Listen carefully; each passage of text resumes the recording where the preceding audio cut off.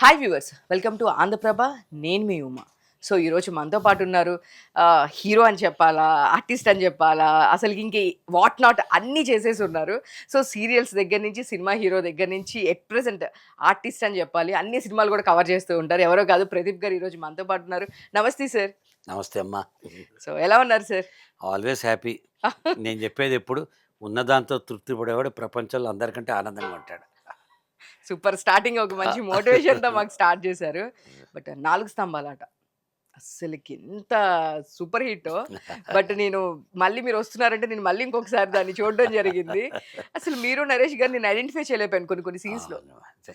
అంటే ఇద్దరు కూడా నాకు సెకండ్ సినిమా. నాకు ఫస్ట్ 'ముద్దుమందారం', సెకండ్ 4 స్తంభాలాట. నరేష్‌కి ఫస్ట్ సినిమా 4 స్తంభాలాట.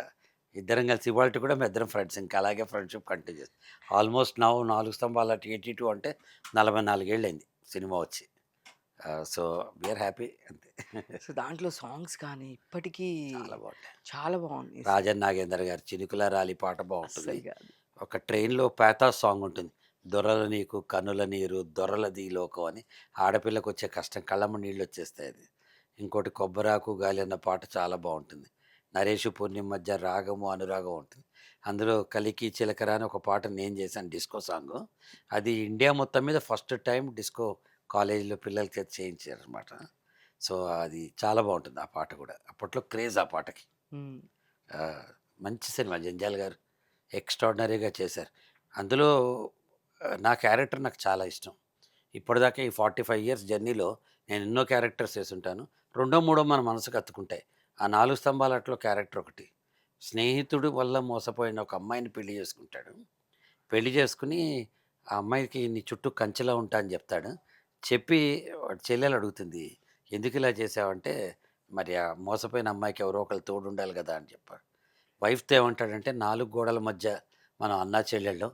బయటే మనం భార్యాభర్తలం" అంటాడు. అది ఎంత పెద్ద ఆహ్, స్టేట్మెంట్ అంటే అసలు. మంచి సినిమా అది. 4 స్తంభాలు. అసలు ఈ సాంగ్స్ మీరు చూస్తున్నప్పుడల్లా అండ్ 2 జెండ్ల సీత. 2 జలసీత కూడా కామెడీ. కంప్లీట్ 'క్రేజీ బాయ్స్' అన్నప్పుడు ఒక ఇంగ్లీష్ సీరీస్ వచ్చేది సినిమాలు. ఇలా పిల్లలందరూ సరదా సరదాగా ఉంటూ ఏదో ఒక టాపిక్ సీరియస్‌గా తీసుకున్నారు. బహుశా 'జంజాల్' గారు దాని ప్రేరణ అయ్యుండొచ్చు. నలుగురు అమ్మాయిలు ఒక నలుగురు అబ్బాయిలు ఒక అమ్మాయిని ప్రేమిస్తారు. అప్పటిదాకా సఖ్యంగా ఉన్నవాళ్ళు ఆ అమ్మాయి కోసం కొట్టుకుంటారు.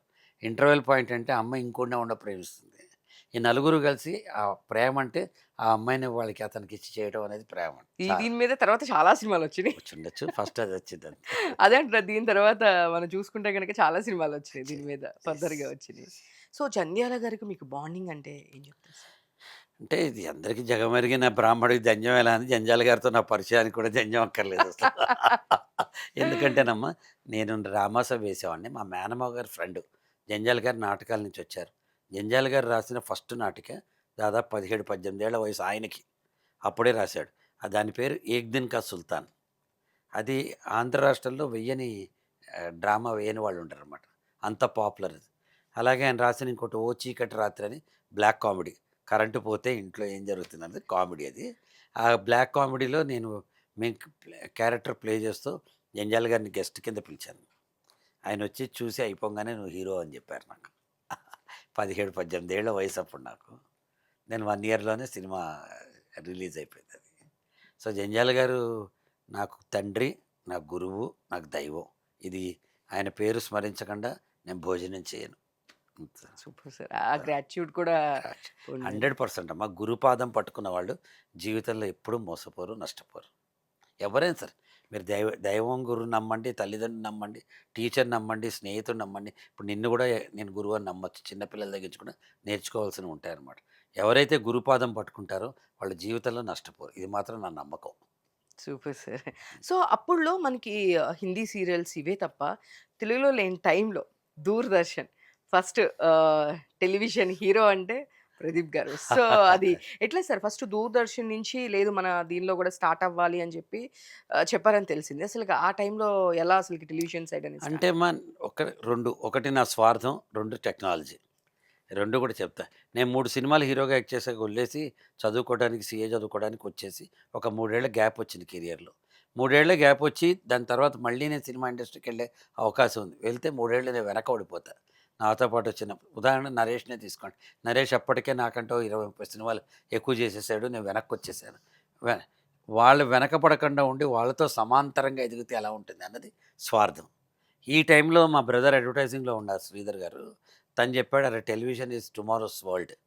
నువ్వు టెలివిజన్ తీయన్నాడు." దూరదర్శన్ తప్ప వేరే ఛానల్ లేదు. 1986 డిసెంబర్ 30 ఫస్ట్ సీరియల్ 'అనగనగా ఒక శోభ' నవంబర్ 30 స్టార్ట్ అయింది. డిసెంబర్ వచ్చే అది హైదరాబాద్ పరిధికే వచ్చేది. దాంట్లో నేను హీరో, శిల్ప గారు హీరోయిన్ మేము. అది అయిపోయే లోపలే నేను కొత్త సీరియల్ తీసి 'బుచ్చిబాబు' అనే సీరియల్ ఆంధ్ర రాష్ట్రం, ఉమ్మడి ఆంధ్ర రాష్ట్రం అంతా, అంటే యాక్చువల్‌గా చెప్పాలంటే ప్రపంచం అంతా చూసిన తొలి సీరియల్ 'బుచ్చిబాబు.' ఆ 'బుచ్చిబాబు' నేనే నిర్మాత, నేనే దర్శకుడు, నేనే యాక్టర్, మెయిన్ క్యారెక్టర్ ఏశాను. 86 నుంచి 2006 దాకా సుమారు 20 ఏళ్ల పాటు టెలివిజన్ తప్ప నేను ఏది పని చేయలేదు. సీరియల్సు, దాంట్లో ఇంకా ప్రతి పని చేశా.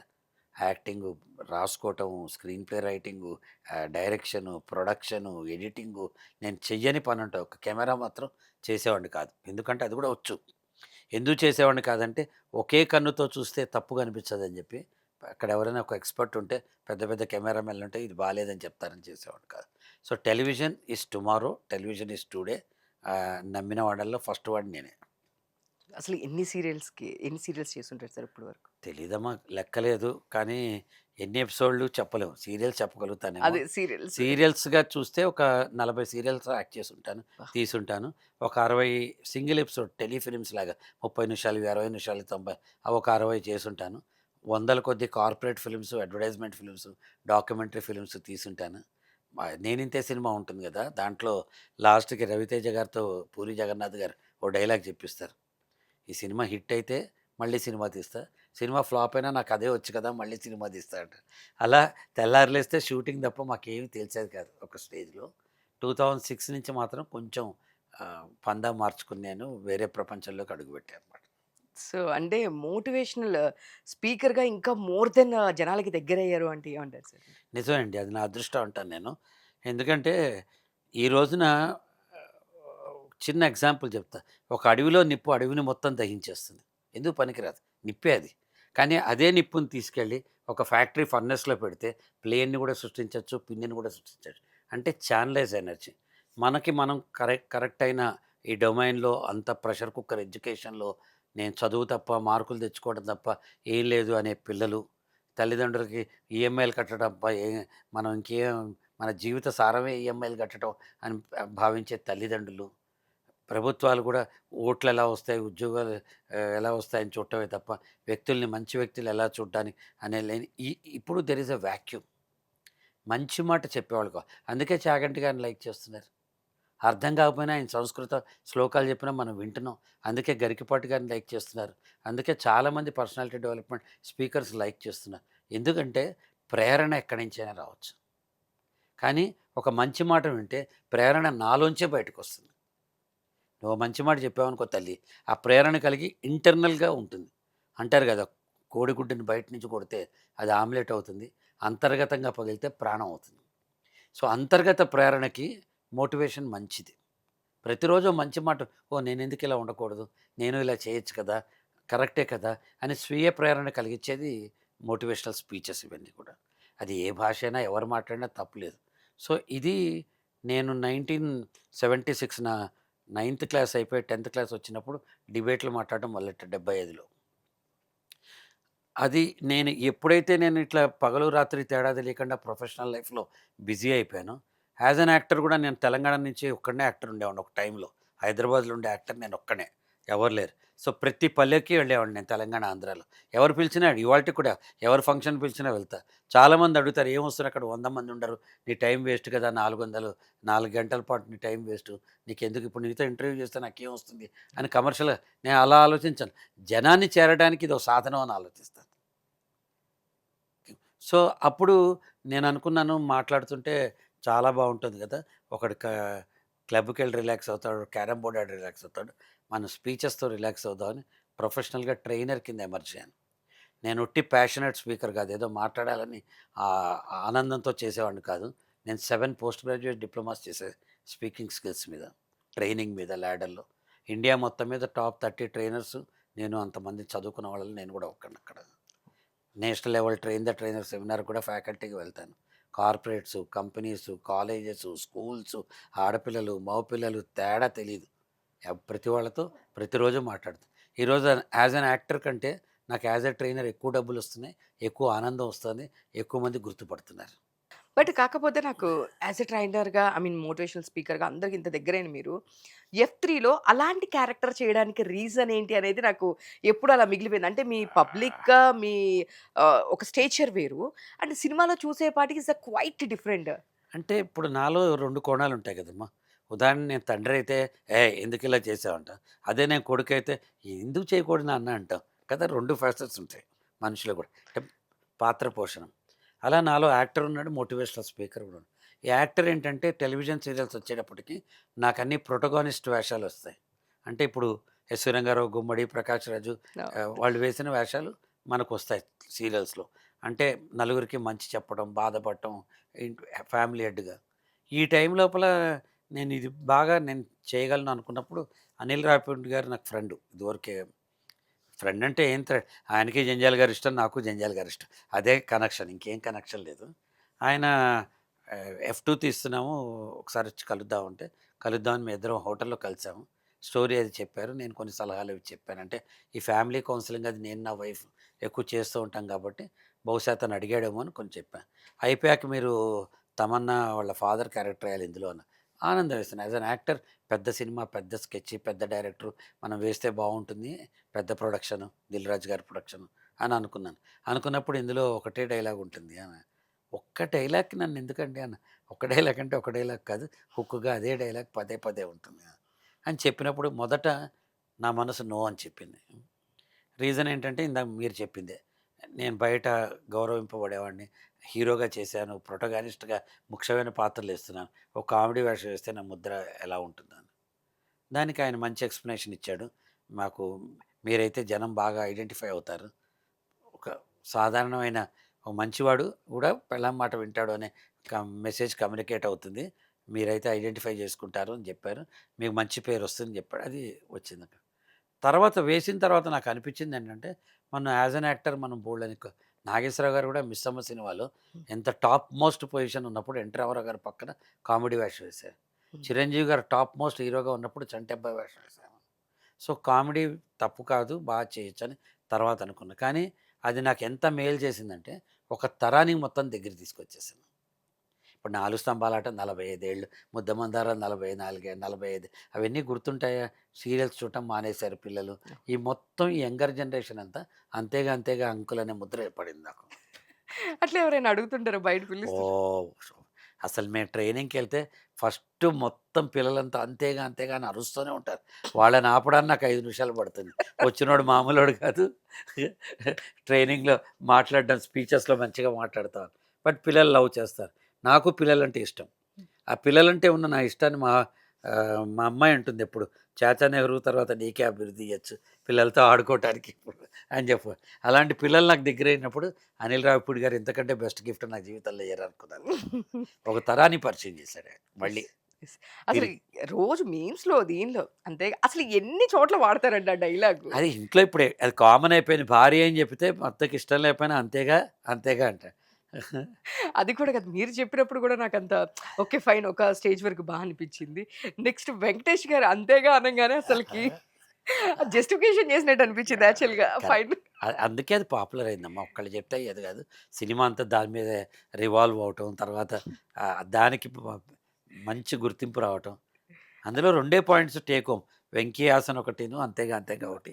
ఈ 2 తీసుకున్నారు ఎఫ్2 సినిమాలో బాగా. సో, 'ప్రగతి' గారు first of all me combination కూడా అది పెట్టడం గాని, 'అన్నపూర్ణమ్మ' గారు అవును. ముగ్గురు అసలకి ఆ చాలా, కాంబినేషన్ అసలకి చాలా బాగా అంతా అనిల్ గారి క్రియేషన్ అది. అసలకి సూపర్ అసలకి. సో, చాలామంది ఇప్పుడు మీ చూసేవాళ్ళందరూ ఎక్కువ ఫ్యామిలీస్ గాని ఎవరైనా మీ మోటివేషన్‌లు చూస్తూ ఉంటారు. వైఫ్ అండ్ హస్బెండ్ రిలేషన్స్ మీద మీరు చాలా చెప్పినా, ఎన్ని చెప్పినా సరే ఇంకా ఏమన్నా చెప్తారేమో అని చెప్పేసి వింటుంటారు. సో, ఎప్పుడు ఒక వైఫ్ అండ్ హస్బెండ్ దగ్గరికి వచ్చే ఇదొచ్చేసేది ఇగో క్లాష్. సో, అమ్మాయి ఈ పనులే చేయాలి, అబ్బాయి ఈ పనులే చేయాలి అనేది ఎంత మనం ముందుకెళ్ళాము, మనం నాసాకెళ్తున్నాము, ఇంకో చోటకెళ్తున్నాం అన్నా సరే, ఇంకా అక్కడే చాలామంది ఆగిపోయారు అంటే మీరేం చెప్తారు? నేను నమ్మనమ్మా. ఈ తరం అలా లేరు. హ్మ్. హ్మ్. మీరు గమనించండి సూపర్ మార్కెట్‌కెళ్ళి ఎక్కడ అమ్మాయి హాయిగా ముందుకెళ్ళి అన్నీ సెలెక్ట్ చేస్తుంటే, వాడు పాపం పిల్లాడిని ఎత్తుకొని బ్యాగ్ పట్టుకొని నడుస్తున్నాడు. ఇది యథార్థం. మగ పిల్లల్ని అనొద్దు. First step. 2 అమ్మాయిల్ని అనను. వాళ్ళు వీళ్ళతో సమానంగా పనిచేస్తున్నారు. తరం మారింది. తరం మారినప్పుడు ఏమైందంటే ఆలోచన విధానం మారింది. ఒకప్పుడు మా నాన్న సంపాదించేవాడు, మా అమ్మ కూర్చొని తినేది. ఇప్పుడు నేను నా భార్య ఇద్దరం సంపాదిస్తున్నాం. ఒకళ్ళకొకళ్ళు చూడదు. ఇప్పుడు రేపొద్దున మా పిల్లలు మా అమ్మాయి, ఆయన ఇద్దరు సంపాదించుకుంటారు. ఇద్దరు చూస్తారు. తనకు కుదిరితే వాళ్ళని చూస్తుంది. ఒక మంచి ఇన్సిడెంట్ చెప్తా అమ్మ. ఇప్పటిదాకా చెప్పని ఒక ఇన్సిడెంట్ చెప్తాను మీకు. నాకింకా అప్పటికి పెళ్లి కాలా. 87 సంవత్సరం. సీరియల్స్ అప్పుడే మొదలైన సంవత్సరం అనమాట. గణేష్ ఈశ్వర్ గారని ఒకాయన బెంగుళూరులో అడ్వర్టైజింగ్ ఏజెన్సీలో పెద్ద వ్యక్తి ఉండేవారు. ఆయనని నేను టైమ్ సోర్స్ చేస్తున్నా. స్పాన్సర్‌షిప్స్‌కి వాటి కోసం. ఆయన ఫోన్‌లో ప్రదీప్ గారు నేను హైదరాబాద్ వస్తున్నాను రేపు బుధవారం. అక్కడ హైదరాబాద్‌లో కలుద్దాం. తాజ్ బంజారా హోటల్‌లో అప్పుడు బుట్టి బంజారా హోటలే. దాన్ని 11:30 అట్లా రండి అన్నాడు. నేను 11:30కి వెళ్ళాడు. ఎవరో అతను వెళ్ళిపోతున్నాడు. బయట చిన్న సూట్ రూమ్‌లో ఉంది. లోపల ఉంది. కూర్చోమన్నాడు. నేను కూర్చున్నాను. లోపల నుంచి వెళ్ళి ఒక 6 నెలల బేబీని పట్టుకొచ్చాడు ఆయన. నేను వెంటనే నా రియాక్షన్, "అయ్యో! మీరు మేడంతో వచ్చారా? నాకు తెలీదండి. సారీ. ఫ్యామిలీతో వచ్చారా మీరు?" అని అడిగాను. "లేదండి ఫ్యామిలీతో రాలేదు. తను జాబ్ చేస్తూ, నేను జాబ్ చేస్తా. తను బెంగుళూరు నుంచి ఢిల్లీ వెళ్ళాల్సొచ్చింది. తనది 2 డేస్ ట్రిప్పు. నాది 2 అవర్స్ ట్రిప్పు. నేను పాపని తెచ్చుకున్నాను చూడటానికి" అన్నాను. ఒక ఉన్నతమైన స్థానంలో ఉన్న ఒక వ్యక్తి వైఫ్‌కి 2 రోజుల పాటు ఎళ్తే ఆవిడని రెస్పెక్ట్ చేస్తూ, ఆవిడ పని చేయడాన్ని రెస్పెక్ట్ చేస్తూ, పాపని నేను తీసుకొని నేను చూసుకుంటాలే అన్న ఆ ఔదార్యం, ఆ సంస్కారం, ఆ బాధ్యత నన్ను ప్రేరేపించాయి. అది ఇవాళుందని కాదు. బాధ్యత తీసుకున్నవాడికి ఎప్పుడూ బాధ్యత ఉంటుంది. ప్రేమించేవాడికి ఎప్పుడూ ప్రేమ ఉంటుంది. కదా! భార్యలో మనం ప్రేమను చూపించకపోతే ఎలా? భర్తలో గూడా అలా ఇద్దరు ఒకళ్ళొకళ్ళ కోసం ఒకరికొకరు కదా బతికే ఉండాలి. అవును. నాతి చరామి అంటే నీ చేయి పట్టుకొని నేను జీవితాంతం నడుస్తాను కదా! అర్థం అది. మరి అలాంటప్పుడు నీ డ్యూటీ, నా డ్యూటీ అని ఏముంటుందమ్మా? కాళోజీ నారాయణరావు గారు అద్భుతంగా చెప్తారు. నేనింకా నా నుంచి మన వరకే రాలేదు. నా నుంచి మా వరకే రాలేదు. మన అనుకున్నప్పుడు కదా ప్రగతి అనుకుంటాడు. నువ్వు నేను మనం అనుకుంటే ఎంత బావుంటుంది? భార్యాభర్తలిద్దరు. కాబట్టి నా దృష్టిలో ఇది ఆడపిల్లల పని, ఇది మగపిల్లల పని అని లేదు. వంట చేయడానికి నలదమయంతులు, భీముడు, పాకం, దమయంతి ద నలుడు, బ్రహ్మాండమైన పాకం అని చెప్తారు కదా! అంటే అప్పుడు వంటలు చేసేవారు కదా వాళ్ళు. మనకేమైందంటే మధ్యలో 2 కొమ్ములు తీసుకొచ్చారు. నువ్వు సంపాదిస్తున్నావు, నువ్వు మగాడివి, నువ్వు వీడు చిన్నప్పటి నుంచి సున్నితంగా పెరిగాడు. ఆ అమ్మాయి పెరగలేదు, చిన్నప్పటి నుంచి సున్నితంగా. బండలు మోస్తూ పెరిగిందా? ఇల్లుడుస్తూ పెరిగిందా? బట్టలు ఉతుకుతూ పెరిగిందా ఆడపిల్ల? నేనందుకే ఎవరు తక్కువ అని చెప్పట్లా. I love boys, I love girls. ఈ both of them should love each other. కానీ నౌ-ఏ-డేస్‌లో చూస్తే సార్ స్టూడెంట్స్‌కి గానీ, ఫ్యామిలీస్‌లో గానీ కంపారిజన్స్ ఎక్కువైపోయినాయి. వాళ్ళు ఒకటి కొన్నారు అంటే అది మనకు స్తోమత ఉందా లేదా? మనం ఈఎంఐ పెట్టి తీసుకుందాము. అది హౌస్ అయినా, కార్ అయినా అంటే స్టూడెంట్స్ చూసేపాటికి వాళ్ళు కూడా ఇంట్లో పేరెంట్స్ లేదు వాళ్ళకి 99% వచ్చింది. వీళ్ళు నీకు 90% వచ్చింది. ఇట్లా ప్రెషరైజ్ చాలా కంపారిజన్స్ అంటే ఎక్కువైపోయినాయి సార్. దానికి కారణం ఏంటంటే అమ్మ ఎక్స్‌పెక్టేషన్స్ ఎక్కువైపోయినాయి. హ్మ్. ఎక్స్‌పెక్టేషన్ ఎక్కువైపోతే డిసప్పాయింట్‌మెంట్. మీరు కిందకి రావాలి, ఒక బొకే ఇయ్యాలి, నుంచోవాలి. నేను గదా! నేను ప్రదీప్ గారు మీ స్టూడియోకి తొక్క. ఈ ఎక్స్‌పెక్టేషన్ ఉంటే నువ్వు నా ప్రేమగా పలకరించినా అది నాకు ఆనదు. ఏం లేదు ఈ అమ్మాయి నా బిడ్డ లాంటిదని అనుకున్నాననుకో. నువ్వొచ్చి నమస్తే సార్ అంటే గుండె నిండా ఆనందం పొంగుతుందిది. ఈ తరానికి ఎక్స్‌పెక్టేషన్స్ ఎక్కువైనాయి. ప్రతివాడి చేతిలో ఐఫోన్ ఉండాలి. What is the cost of an iPhone? దాన్ని ఈఎంఐ కడితే రూ. 7,000 స్తోమత ఉందా లేదా? అని ఎవరైనా చూసుకోవాలి కదమ్మా! చూసుకోవట్లా. వాడి దగ్గర ఐఫోన్ ఉంది. నేను ఐఫోన్ కొనుక్కోవాలి. వాడి దగ్గర కారు ఉంది. నేను కారు కొనుక్కోవాలి. వాడి దగ్గర ఇల్లుంది. నేను ఇల్లు కొనుక్కోవాలి. ఏమవుతుంది ఇల్లు కొనుక్కోకపోతే? What is an EMI? EMI is tomorrow's money withdrawn today. రేపటి నీ కష్టానికి రాబోయే సంపాదనని, రేపటి రాబోయే సంపాదనని ఈరోజే నువ్వు మబ్బుల్లో ఉన్న నీటిని ఈరోజే తాగినట్టు లెక్కది. లెస్ లగేజ్ మోర్ కంఫర్ట్ లాగా మన స్థాయి ఏంటి? మనకున్నదేంటి? మన అప్పు చేసి భార్యకి వెడ్డింగ్ యానివర్సరీ గిఫ్ట్ ఇవ్వాలమ్మా. భార్య కూడా ఎక్స్‌పెక్ట్ చేస్తుందమ్మా మరలా. ట్రాన్స్‌పరెన్సీ ఉండాలి. భార్యాభర్తలు ఇద్దరి మధ్య నా సంపాదన ఇది, నీ సంపాదన ఇది. ఈ 60,000 సంపాదిస్తున్నాం, 70,000 సంపాదిస్తున్నాం. దీనికోసం ఒక 7,000 పక్కన పెడదాం. 53,000 మనం ఖర్చు పెడదాం అని ఏదైనా ఇద్దరు అనుకోవాలి కదమ్మా! A family that talks together will walk together. First మాట్లాడుకోవాలి. ఇది అవసరమా? కాదా? మనకేమైపోతుంది ఇప్పుడు మన ఎంతూజియాజం, మన emotion is dominating our intellect. ఎప్పుడైతే మీ ఉత్సాహం మీ తెలివితేటలని డామినేట్ చేస్తుందో చేసేయాలి, చెందేయాలి, కొనేయాలి, ఏమైనా చేయాలి, ఏదైనా చేయాలి అనే ఉత్సాహం దాన్ని ఎక్కువైపోతుంది అక్కడ. నేనేం చెప్తా అంటే మీ ఇష్టం మీ జీవితం. ఎవ్వరండి నేను మా అబ్బాయిని, అమ్మాయిని కూడా ఒక్క పర్సనల్ క్వెషన్ ఎయ్యను. ఇది ఎందుకు కొన్నావు? ఇది ఎందుకు కొన్నావు? అని అడగను. వాళ్ళ లైఫ్ వాళ్ళ చాయిస్. పెద్దవాళ్ళు అయిపోయారు. ఇప్పుడు నువ్వు మనకేం చేయక్కర్లేదు. కానీ నేనేం చెప్తా అంటే నా పరిధేంటి? హిందీలో సామెత ఉంటుంది. దుప్పటి ఎంత పొడుగుంటే అంతే కాళ్ళు చాచాలని. దుప్పటి కంటే కాళ్ళు పొడుగు చేస్తే మనం బయటకొచ్చేస్తాయి కదా! మన స్తోమత కంటే ఎక్కువ ఖర్చు పెడితే మనం వెళ్ళిపోతాం గదా! అందుకే నేను నా జీవితాన్ని రాసుకున్న సూక్తేంటంటే, I am a middle class guy with rich values. నేనొక మధ్య తరగతి వాడిని. ఉన్నతమైన విలువలు కలవాడిని. నాకేం పెద్ద డబ్బు, ఆశలు ఇవేమి ఉండవమ్మా నాకు. ఎందుకుండవంటే సంస్కారం ఉండాలి కదా! ఇప్పుడు నీకొస్తానని చెప్పినప్పుడు నేను రావాలి కదా! రావాలి కదా నేను. దీన్ని డబ్బుతో కొలవలేం కదా! ఇది 8 మంది చూడొచ్చు, 8,00,00,000 మంది చూడొచ్చు ఈ వ్యూ. దాన్ని మనం డబ్బుతో కొలవలేం కదా! ఓ ప్రెస్ అంటే గౌరవం లేదు, ఒక మీడియా లేదు. నిన్నగాక మొన్నొచ్చిన ఆర్టిస్టులు మన ఫీల్డ్‌లో వాళ్ళు ఎలా బిహేవ్ చేస్తారు? వాడికి అవార్డ్ ఇస్తుంటే వాడికే ఫేవర్ అన్నట్టు మొహాలు పెడతారు. మనకేదో ఫేవర్ చేస్తున్నట్టు. ఆ! అరే! ఇది నీ పబ్లిక్ లైఫ్‌లోకొచ్చాం మనం. మనం జర్నలిస్టులు, ఆర్టిస్టులు, స్పోర్ట్స్‌మెన్‌లు మనమంతా ప్రజలు మనని అభిమానిస్తున్నారంటే ప్రజా జీవితంలోకి మనం వచ్చాం. వచ్చినప్పుడు డబ్బు కంటే ఎక్కువ మనం వాళ్ళకి తిరిగి ఏమిస్తాం? రిటర్న్ గిఫ్ట్ 'శ్రీమంతుడు' సినిమాలో చెప్తారు కదా! ఆ రిటర్న్ గిఫ్ట్ మనం ఇచ్చేది మంచి మాటలు చెప్పటం, కలవటం, ఫోటో నేనెవరిని నో అనను. వందల మంది సెల్ఫీలు తీసుకుంటారు. రా అమ్మ అంట. తొందర రా. తీసుకో అమ్మ. ఎందుకు? ఒక్క క్షణం వాళ్ళ జీవితంలో నా కోసం ఒక్క క్షణం వాళ్ళిస్తే, ఆ క్షణం వాళ్ళ జీవితాంతం గుర్తుంటది. ప్రదీప్ గారితో ఫోటో తీసుకున్నాను. దీనికి ఫోజెందుకు? సరే అదర్ సైడ్ చెప్తాను నేను. ప్రతి ఆర్టిస్ట్ జీవితంలో అవుతుంది. నా ఒక్కడికే కాదు. ఓ 2, 3 ఏళ్ళు మనకి ఒక్కసారి మంచి ప్రాజెక్ట్స్ పడవు. ఎవరు గుర్తుపట్టరు. నాకంటే యాంకర్ ప్రదీప్‌ని ఎక్కువ మంది ప్రదీప్ అంటే యాంకర్ ప్రదీప్ అనుకున్నా అండి. యాక్టర్ ప్రదీప్ అనుకోలేదు అనేవాళ్ళు కూడా ఉంటారు. ఉంటారు న్యాచురల్. ఇప్పుడు ఈ స్ట్రీమ్ ఆఫ్ లైఫ్ లోపల అప్పుడప్పుడు పైనుంటావు, అప్పుడప్పుడు కిందుంటాను. అలాంటప్పుడు నాకేమని అరే నన్ను ఎవరైనా గుర్తుపడితే బాగుండు, నాతో సెల్ఫీ తీసుకుంటే బాగుండు, నన్ను గుర్తుపట్టట్లేదే, నాకంటే పక్కవాడు ముందుకెళ్ళిపోతున్నాడే అనే బాధ ఉండటం న్యాచురల్ కదా, ఉంటుంది కదా. మరి ఆ రోజున ఈ జనం గుర్తురారా?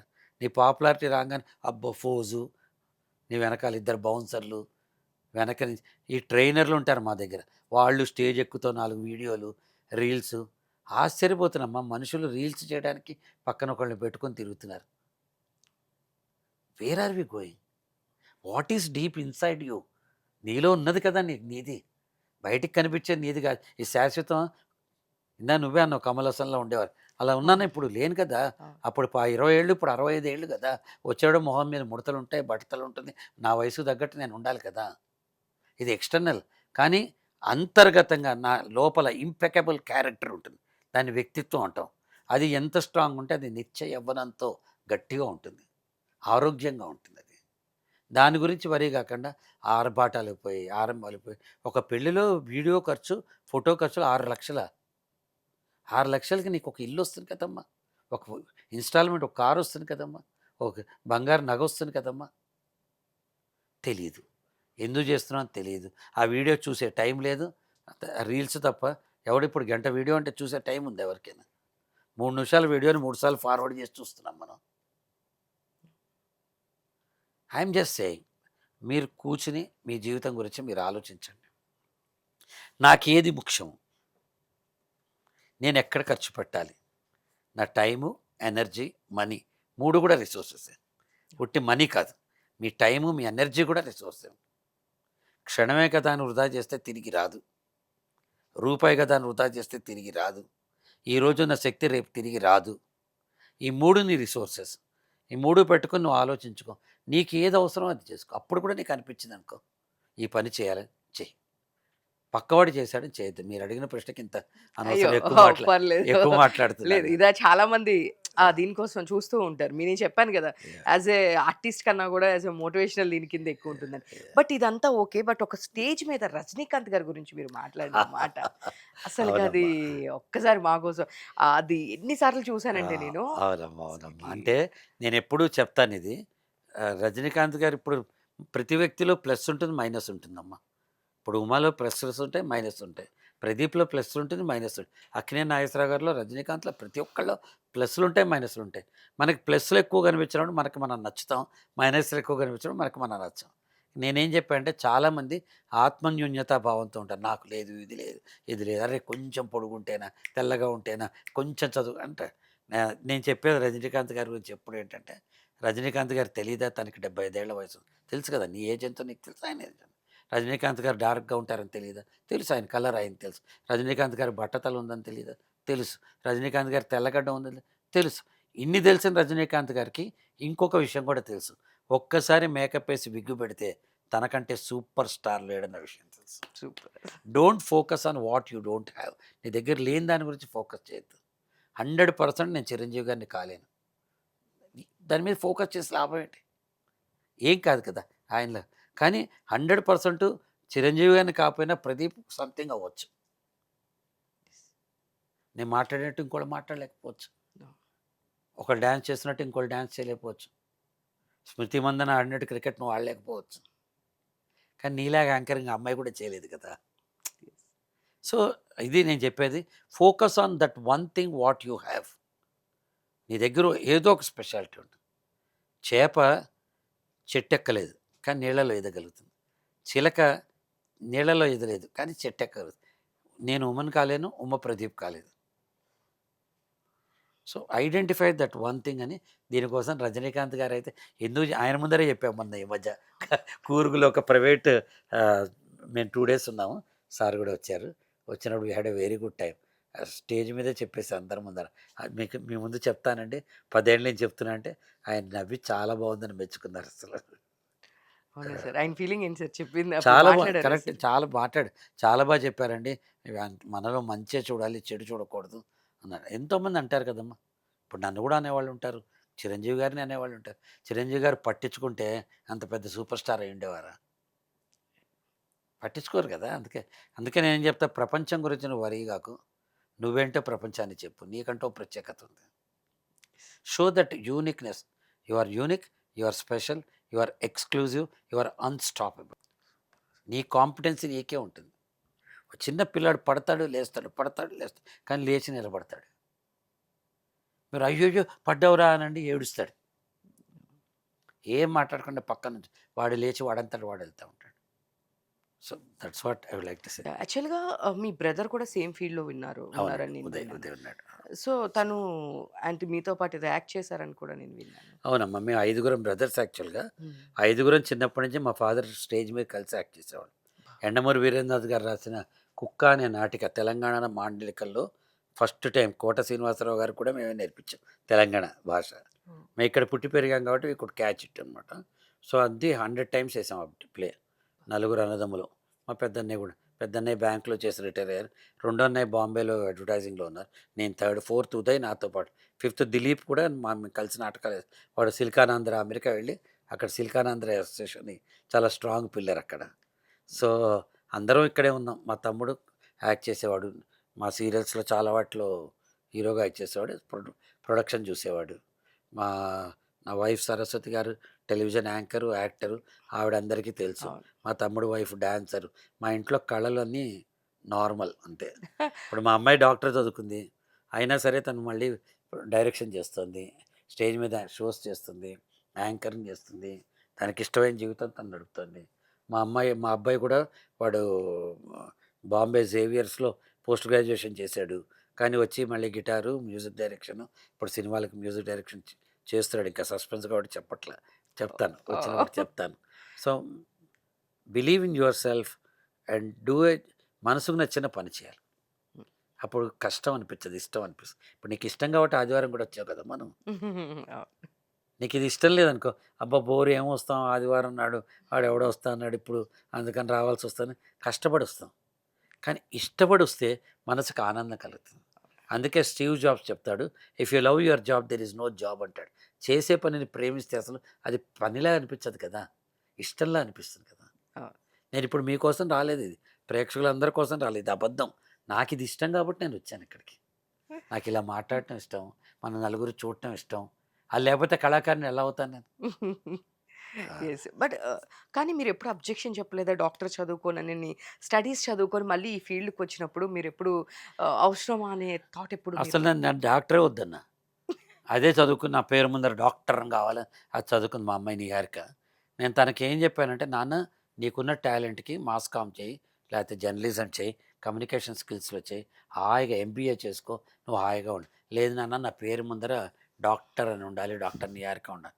సరే కష్టపడింది, చదువుకుంది, డాక్టర్ అయింది. మళ్ళీ ఎంబీఏ చేసింది. బేబీ సినిమాకి అసిస్టెంట్ డైరెక్టర్‌గా వర్క్ చేసింది సాయి రాజేష్ గారి బేబీ సినిమాకి. దెన్ మేము చాలా కార్పొరేట్ ఫిల్మ్స్, అడ్వర్టైజ్మెంట్ ఫిల్మ్స్ చేస్తూ ఉంటాం. వాటన్నిటికీ తనే చూస్తుంది. స్టేజ్ మీద ఎక్స్ట్రార్డినరీగా యాంకర్ చేస్తుంది. Yes. She is a singer. We are happy with her. Objection ఎందుకు చెప్పాలి? అంటే జనరల్‌గా ఫ్యామిలీలో ఎట్లుంటుందంటే, ఎందుకు ఆల్రెడీ ఒక మంచి దీనిలో డాక్టర్స్ ఇట్లా అన్నీ చేసినప్పుడు 60 ఏళ్ల క్రితం మా నాన్నే నాకు అబ్జెక్షన్ చెప్పలా. ఆహ్, మా ఫాదర్ పో నాటకం స్క్రిప్ట్ చదువుకోమని చెప్పే ఫాదర్ మా ఫాదర్.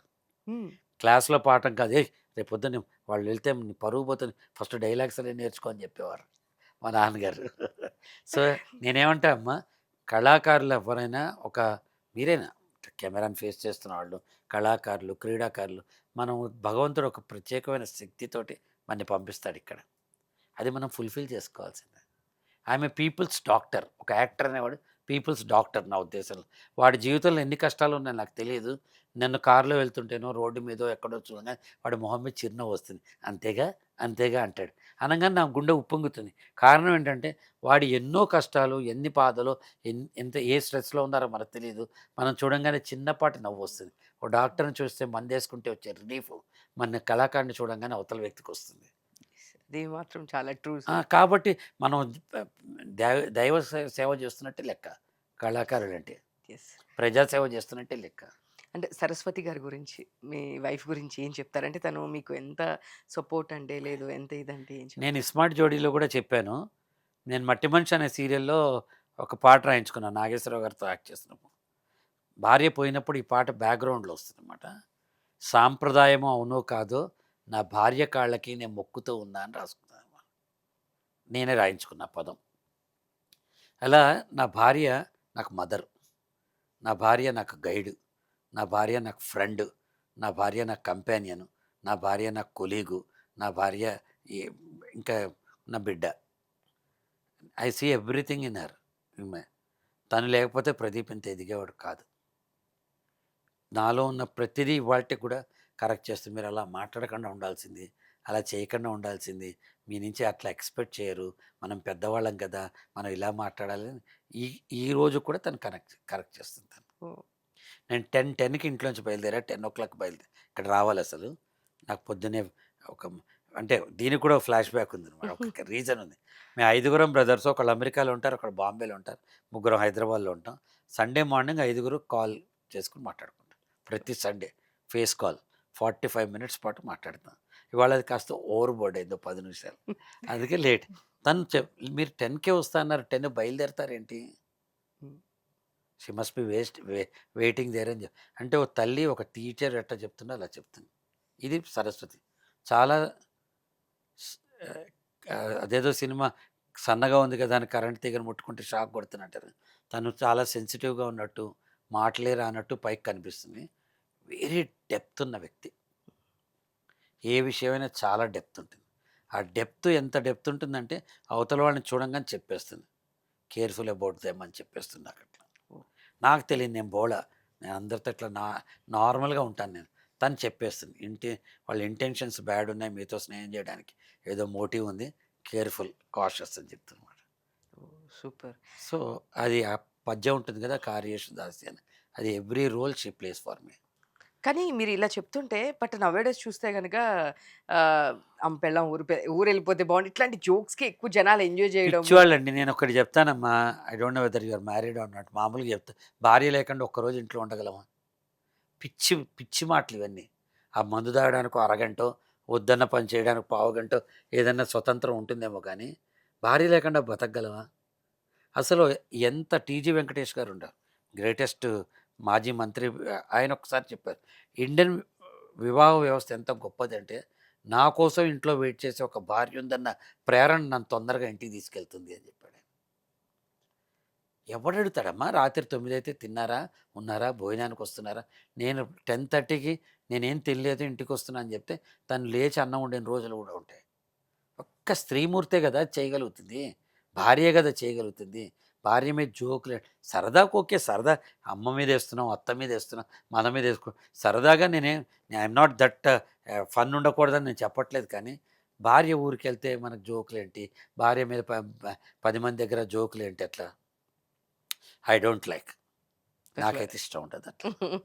సో, అంతే. ఇప్పుడు చూస్తే సార్ బయట కూడా క్రుయాలిటీ ఎక్కువైపోయింది. అంటే ఇప్పుడు చంపేసి డ్రమ్‌లో పెట్టడమే కానీ, అబ్బాయిలు, అమ్మాయిలని కాదు. ఈక్వల్ టు ఎక్కువగా చంపేసే వరకు ఎందుకెళ్ళిపోతున్నారు అంటే, అంటే చూస్తుంటే ఇన్ని డేస్, ఇన్ని ఇయర్స్ హ్యాపీ మ్యారేజ్ లైఫ్ అంటే, అరే అసలకి ఎందుకు ప్రెజెంట్ చూసుకుంటే గనక మీరు చెప్పినట్టు అమ్మాయిలని లేదు, అబ్బాయిలని లేరు. ఎంత మనం ఒక ఇద్దరం కూర్చొని సాల్వ్ చేసుకునే ప్రాబ్లమ్ గూడా, ఆ సాల్వ్ అయ్యే ప్రాబ్లమ్‌ని గూడా మనిషి చంపే వరకెళ్తున్నారు అంటే అంటే ఇది ఇప్పుడు దీనికి ఎంతోమంది ట్రోల్ చేయొచ్చు కింద నేను మాట్లాడే మాటలకి. కొందరికి ఇష్టం ఉండొచ్చు, ఇష్టం లేదు. ఈ లివింగ్ రిలేషన్స్ పెళ్లి కాకుండా ఉండే ఇవన్నీ వచ్చాయి కదా! అవి తప్పని నేను అంటలేదు. ఎవరి అభిప్రాయం వాళ్ళది. నేను కాదంటలే. ఏమైపోయిందంటే ఇది కాకపోతే ఇంకోటి అనే ఆప్షన్స్ వచ్చేసినాయి. ఇదివరకు ఏముండేది? నా భర్త పెళ్ళయింది, భర్తతోనే ఉండాలి. నా భార్య పెళ్ళయింది, భార్యతో 10 మంది ఏమనుకుంటారు? అమ్మ, నాన్న ఖర్చు పెట్టి పెళ్లి చేశారు ఏమనుకుంటారు? చుట్టూ సమాజం ఆహ్వానం సినిమా అదే కదా! ఎస్వి కృష్ణారెడ్డి గారిది. అందరిని పిలిచి పెళ్లి చేసుకున్నప్పుడు విడిపోయేప్పుడు కూడా అందరినీ పిలుస్తా అని చెప్పి కృష్ణారెడ్డి గారు అద్భుతంగా తీశారు కదా! అలా మనం ఇప్పుడేమైంది బ్రేక్ అంతే నాకయిపోయింది. ఎమోషనల్ బాండింగ్ ఉండట్లేదు ఫస్ట్. నంబర్ 2 నైతికత అంటే ఎథికల్ వాల్యూస్, మోరల్ వాల్యూస్ తగ్గిపోతున్నాయి. ఇది మనం ఎక్కడి నుంచి తెచ్చుకున్నాం? మనం ఇప్పుడు ప్యాంట్ షర్ట్ ఏసుకోవటం, మనం కష్టపడి పని చేసుకోవటం, ఐటీ ఇండస్ట్రీ తెచ్చుకోవటం, వారానికి 5 రోజులు పని చేయటం, అవన్నీ అక్కడి నుంచి దిగుమతి అయినాయి కదా మనకి. ఇది కూడా అక్కడి నుంచే దిగుమతి అయిన రోగం ఇది. ఒక మనిషిని చంపేసే అంత పగ ఎందుకొస్తుంది? నీకు ఇష్టం లేకపోతే విడిపో. ఎంతమంది విడిపోవట్లేదు? చంపేయడం ఏంటి? అంత క్రూయాలిటీ ఎక్కడి నుంచి వస్తుంది? పిల్లల్ని చంపేయటం, వీళ్ళని చంపేయటం, భార్యని చంపేయటం, భర్తని చంపేయటం. నా దృష్టిలో మోరల్ పోలీసింగ్ చేయాలి మనం. అందుకే నేను ప్రయత్నం చేస్తా 10 మందికి కూడా. నీకు ఇష్టంలే ఇప్పుడు ఈ ఇంటర్వ్యూ నాకు నచ్చలేదు. థాంక్స్ అమ్మా అని లేచి వెళ్ళిపోవచ్చు కదా నేను. అలాగే జీవితం కూడా కదా! ఒక రైల్లో ప్రయాణించే ప్రయాణికులు. నచ్చపోతే దిగి వేరే కంపార్ట్మెంట్‌లోకి వెళ్ళిపో. లేకపోతే కింద దిగి వేరే మార్గం చూసుకో. చంపుకోటాలు, కొట్టుకోటాలు, ఆడపిల్లల మీద అట్రాసిటీ కేసెస్ వీళ్ళు, వాళ్ళు ఎందుకు ఇవన్నీ మనకి అసలు? ఎక్స్‌పెక్టేషన్స్ ఎక్కువైపోయినాయమ్మా. నైతిక విలువలు తక్కువైపోయినాయి. బేసిక్ ఎడ్యుకేషన్‌లో రావాల్సింది, ఆ ఎడ్యుకేషన్‌లో రావట్లేదు. 25% మాత్రమే పుస్తకాల నుంచి మనం నేర్చుకుంటాం. 25% గురువు బోధించే విషయాల నుంచి అదే పాఠం ఒక్కొక్క టీచర్ ఒక్కొక్క రకంగా చెప్తారు. ఇంకా 25% నా స్నేహితులతో నేనున్న పరిసరాలు బట్టి నేను నేర్చుకుంటా. తొక్కలో ఏం క్లాస్‌కి పోతావు అని ఫ్రెండ్ అంటే ఈ పిల్ల భలే ఉందిరా అంటే నాకు కూడా నువ్వు భలే ఉందిరా అనిపిస్తుంది. అక్కలా ఉందిరా అంటే అక్కలా ఉంది. చుట్టుపక్కల వాళ్ళు 25%. ఇంకో 25% నువ్వు అనుభవం ద్వారా నేర్చుకుంటావు. ఓహ్! నిప్పులో వేలు పెడితే కాలుతుంది. ఇంకోసారి పెట్టకూడదు. ఈ మొత్తం ప్రక్రియ మీద పుస్తకాలు విద్యా విధానంలో పరీక్ష పాయింట్ ఆఫ్ వ్యూ చదువు తప్ప పిల్లలకి ఇంకేం లేక చదువు వెళ్ళటంలా. తల్లిదండ్రులు చెప్పే తల్లిదండ్రులు లేరు. మంచి చెడు చెప్పే గురువులు లేవు. సినిమాలు లేవు. మంచి చెప్తే ఎవడు చూస్తాడు సార్? హ్మ్. ఇదివరకు రోజుల్లో ఎంత చిన్న సినిమా అయినా సూర్యకాంతం ఎంత తప్పు చేసినా లాస్ట్‌కొచ్చి నాయనా నా వల్ల తప్పయిపోయిందని డైలాగ్ చెప్పేది. వీళ్ళని ఎంత చెడ్డవాడైనా చచ్చిన పావుని ఇంకా చంపొద్దు. నేను అలాంటి వాళ్ళు సమాజానికి పనికిరారు. నేను జైలుకెళ్తా అని ఓ మాట చెప్పేనే పంపించేవాళ్ళక్కడ. సినిమాలు లేవు, పుస్తకాలు లేవు, ఏం లేదు. ఈ రీల్సు, రోల్స్ వచ్చేసినాయి. ఏంటమ్మా? ఇంట్లో పనిచేసే పిల్లాడితో ఇంట్లో పనిచేసేవాడితోటి ఆడపిల్లకి రీల్స్‌లో చూపిస్తారమ్మా సంబంధాలు? పక్కింటి ఆంటీ, ఎదురింటి ఆంటీని చూపిస్తారమ్మా? మా పక్కింట్లో ఉన్న ఒక పిల్లాడు 14 ఏళ్ల పిల్లాడు పక్కింట్లో ఉన్న ఆంటీని వాడు ఏ రకంగా చూస్తాడండి? ఎందుకు ఫైర్ వాల్స్ ఉండట్లా మన కాంటెంట్‌లో? ఒక ఐటీ కంపెనీకెళ్తే ఫైర్ వాల్స్ ఉండి ఇది గుడ్ కాంటెంట్, ఇది బ్యాడ్ కాంటెంట్ అని ఉంటుంది కదా! ఎందుకు మన యూట్యూబ్‌లో, మన ఇన్‌స్టాగ్రామ్‌లో మన దగ్గర ఫైర్ వాల్స్ ఉండట్లేదు? ఎందుకు మనం 100 మంది కలిసి ఇది బ్యాడ్ కాంటెంట్ అంటే అది ఆపేయలేకపోతున్నాము? ఎందుకు కింద కామెంట్ కొట్టేవాడు బూతు మాటలు కొడుతున్నాడు? ఎవడికి హక్కిచ్చాడు? మీరు లావుగా ఉంటే వాడికెందుకు, నాకు బట్టతలు ఉంటే నాకెందుకు, మీరు చదువుకుంటే వాడికెందుకు, చదువుకోకపోతే వాడు, మన ఇంటర్వ్యూ ఎలా ఉందో మాత్రమే కామెంట్ చేయాలి కదా తను. ఎందుకు ఇలా చేస్తున్నారు అంటే, మనకి కింద ఫౌండేషన్స్ స్ట్రాంగ్‌గా లేవు. ప్రభుత్వం కూడా స్కిల్ డెవలప్‌మెంట్ అని చెప్తాను. స్కిల్ డెవలప్‌మెంట్ అంటే, ఓ కార్పెంటర్‌ని ఎలా తయారు చేయాలి, ఒక ఎలక్ట్రీషియన్ ఎలా తయారు చేయాలి, ఓ బ్యూటీ పార్లర్ టెక్నీషియన్ ఎలా తయారు చేయాలని ఆలోచిస్తున్నారు తప్ప, ఒక వ్యక్తిని మంచి వ్యక్తిగా ఎలా తయారు చేయాలని లేదక్కడ లేదు మనకి. ఫిన్లాండ్ లాంటి చిన్న కంట్రీలో ఎడ్యుకేషన్ ఎంత చదువుతున్నారు. జపాన్‌లో ఏ రకమైన జీవితాన్ని వాళ్ళు వందేళ్ళు ఎందుకు బతుకుతున్నారు. మనకిక్కడ స్ట్రెస్సు, స్ట్రెస్సు, స్ట్రెస్సు, స్ట్రెస్సు, ప్రతిదీ ఆశ, ఆశ, ఆశ, ఆశ. నేను చిరంజీవి గారిని అయిపోవాలి, నేను అల్లు అర్జున్ అయిపోవాలి, నేను ఇవాళే కోట్లు సంపాదించాలి, నా మర్సిడీస్ బెంజ్ ఉండాలి, నాకు ప్రతిదీ ఉండాలి. ఎందుకు ఉండాలి? నీ జీవితం నీది కదా! ఇవన్నీ విద్యా వ్యవస్థ నేర్పించాలమ్మా. తల్లిదండ్రులు నేర్పించాలి. మోరల్ క్లాసెస్ పెట్టాలి, ఎథికల్ క్లాసెస్ పెట్టాలి, స్కిల్ డెవలప్మెంట్ క్లాసెస్ పెట్టాలి. పిల్లవాడికి ఎంత కష్టం, మారుతున్న కాలంలో ఈరోజు పిల్లల మీద ఎంత స్ట్రెస్ ఉందమ్మా. నువ్వు కనిపెట్టిన మిషన్ నిన్ను డామినేట్ చేస్తుంది ఈరోజు. ఆర్టిఫిషియల్ ఇంటెలిజెన్స్ అని, చాట్ జీపీటీ అని, లేకపోతే డేటా సైన్స్ అని, మెషిన్ లెర్నింగ్ అని, రోబోటిక్స్ అని, అవన్నీ మనం కనిపెట్టినవే మనని మింగేస్తున్నాయి. మనం మింగేస్తున్నప్పుడు మనం ఏమవుతాం? ఇంకా రేపు పొద్దున ఉద్యోగం ఉంటుందో లేదో తెలియని స్థితిలో. అవును. చాలా మంది ఫర్దర్‌గా ఏంటి అనేది చాలా మంది ఈ మిషన్ ఫేస్ కంటే చేస్తున్నారు. మనిషి గొప్పవాడు కదా! అవును. మనం దానికంటే ఎదగాలి కదా! ఆలోచన విధానం మారాలి కదా! ఇది మారటంల. బిగ్ గ్యాప్ ఉంది. వాక్యూమ్ ఉంది రెండిటి మధ్య. యెస్. అసలు ఒక మనిషి నాకెంత కావాలి? నా పరిధేంటి? ఇంత 3 గంటలు మాట్లాడే ప్రదీప్, అనిల్ రావిపూడి ఒకటే డైలాగ్ ఇచ్చాడు. అంతేగాని. ఒకటే డైలాగ్ చెప్పారు. 2 డైలాగ్ చెప్పలేదు. అలా ప్రతి చోట నీ పాత్రకు ఒక పరిధి ఉంటుంది. నేను మీతో ఇప్పుడు ఇంటర్వ్యూ కాబట్టి మాట్లాడుతున్నాను. ఇదే పక్కన చిరంజీవి గారు ఉంటే ఆయన మాట్లాడతారు కదా! నేను ఊరికే మధ్య మధ్యలో మాట అందిస్తాను. మన పాత్ర, ఆమె ప్లేయింగ్ మెయిన్ రోల్, ఆమె ప్లేయింగ్ ఏ సపోర్టింగ్ రోల్, ఆమె ప్లేయింగ్ ఏ గెస్ట్ రోల్. పాత్ర నిడివి ఉంటుంది కదా! అలా ప్రతి చోట మన ప్రాముఖ్యత ఏంటి? ప్రతి చోట మనకే ప్రాముఖ్యత ఉంటుందా? నీ బర్త్‌డే రోజు నీ ఫోటోయే తీస్తారు కదమ్మా! నాది తీయరు కదా! ఇది తెలుసుకోలేక ప్రతి చోట నేనే ఉండాలి. వాడెవడో ఏదో సాధించాడు, నేను సాధించట్లేదు. ఈ ఓవర్ ఎక్స్‌పెక్టేషన్ వల్ల మొత్తం కిందకి పడిపోతున్నాం. కదిలిస్తే నేను ఇట్లా మాట్లాడితే మీ ఇష్టం, మీరు అడగండి. అయ్యో! లేదు. సార్ ఇప్పుడు ప్రెజెంట్ చూస్తే గనక కో లివింగ్సు, లివింగ్ రిలేషన్స్ ఎక్కువైపోయి అండ్ ఈ ఓయే కల్చర్ వచ్చిన తర్వాత సో దాని వలన సొసైటీ మీద చాలా ఎఫెక్ట్ వీటన్నిటికి వన్ ఆఫ్ ద రీజన్ అంటారా? అంటే ఎవరిష్టం వాళ్ళది. ఫిజికల్ అనేది పిల్లలు మారిపోయారమ్మా ఇప్పుడు. హ్మ్. ఫిజికల్‌గా ఉండటం అనేది మా చాయిస్ అని వాళ్ళు అంటున్నారు. బట్ లాంగ్ రన్‌లో మంచిది కాదని నేనంటాను. ఎందుకంటే నీకంటూ ఒక డెడికేటెడ్ ఒక లైఫ్ పార్ట్నర్ ఉండటం అనేది నీకు మంచిది. ఇద్దరు ఒక స్నేహంలానే. లైఫ్ పార్ట్నర్ అన్నారు కదా! లాభాలుంటాయి, నష్టాలుంటాయి పార్ట్నర్ అయిన తర్వాత. ఈ ఓఏ రూమ్‌కెళ్తే నాకెలా అనిపిస్తుందంటే, ఒక ఆవుల మందలో ఒక ఎద్దొచ్చేసి దేన్ని పడితే దాన్ని ముట్టేసుకుంటూ ఉంటుంది. రోడ్డు మీద కుక్కలు 10 ఉంటే ఉంటాయి. ఆహ్, ఇట్లాంటివి ఉండకూడదు కదమ్మా! మనం మనుషులం. మనకంటూ కొన్ని సామాజిక బాధ్యతలున్నాయి. కుటుంబ వ్యవస్థలున్నాయి ఇక్కడ. నేను ఏది తప్పు, ఇది ఒప్పు అని చెప్పట్లేదు. కానీ నేనేం చెప్తున్నానంటే, నేను నా భావంలో ఒక అబ్బాయి, అమ్మాయి మీరు పెళ్లి చేసుకోండి, గుడిలో చేసుకోండి, ఆర్య సమాజ్‌లో చేసుకోండి, చర్చిలో చేసుకోండి, మసీదులో చేసుకోండి, రిజిస్టర్ ఆఫీస్‌లో అసలు చేసుకోకండి. మానసికమైన సంబంధంతో ఉండండి. మీరిద్దరూ ఒకరి కోసం ఒకరు బతికితే లైఫ్ పర్పస్‌ఫుల్ అవుతుంది. అండ్ కరెక్ట్ సరే. ఇంకొకటి నాది ఈ మధ్య ఓల్డ్ ఏజ్ హోమ్స్ అనేది ఎక్కువైపోతుంది. అంటే పిల్లలకి ఆ పేరెంట్స్‌ని చూడాలి అంటే వాళ్ళకి చాలా డిస్టర్బింగ్‌గా అయిపోతున్నారు. ఎందుకు వాళ్ళన్నట్టు. ఎవరు చేసుకున్నారమ్మా? తల్లిదండ్రులు కాదా చేసింది. తల్లిదండ్రులు కాదా చేసింది అని చెప్తున్నా. నేను మాట్లాడితే ఇట్లా చాలామంది బాధ కలుగుతుంది. నేను రివల్యూషన్‌గా మాట్లాడతాను. హ్మ్. కానీ నేను చెప్తున్నాను, ఇది తల్లిదండ్రులు చేసుకున్న స్వీయ కృతాపరాధం. ఇది తప్పుగా అనిపిస్తుంది. కానీ చెప్తా. పిల్లల మనసులు అర్థం చేసుకొని వాళ్ళతో అడ్జస్ట్‌మెంట్ కాలేక తల్లిదండ్రులు, నీ పిల్లలు అమెరికా వెళ్ళాలి, నా పిల్లలు ఇదవ్వాలి, అదవ్వాలి. పిల్లల్ని అమెరికా పంపించిన వాడు అక్కడి నుంచి రాలేడు. అక్కడే ఉంటాడని కూడా నాకు తెలుసు కదా! కోడలొస్తే కోడలు వేరు, కూతురు వేరు, కొడుకు వేరు అని మనం చూసుకుంటూ ఇంట్లో ఉన్న నలుగురి మధ్య వ్యత్యాసాలు చూపించలేదా? నేనింతే, నాతో నువ్వు అడ్జస్ట్ అవ్వాలి తప్ప నీతో నేను అడ్జస్ట్ కాను. మారుతున్న కాలంతో అడ్జస్ట్ కావా నువ్వు? ఇంకా టెలిగ్రామ్‌లు ఇస్తున్నావా? ఇంకా కట్టెల పొయ్యి మీద వండుతున్నావా? మారిపోయింది కదా వ్యవస్థ. నీకు కుక్కర్లు కావాలి, నీకు గ్యాడ్జెట్స్ కావాలి, నీకు వాట్సాప్‌లు కావాలి. ప్రపంచం అంతా అడ్జస్ట్ అవ్వాలి. నీ మనసులు మాత్రం అక్కడే ఉంటాయి ఇంకా. నీ భాష అక్కడే ఉంటుంది. కొడుకుతో అడ్జస్ట్ కావు, కోడలతో అడ్జస్ట్ కావు, ఇవి కావు.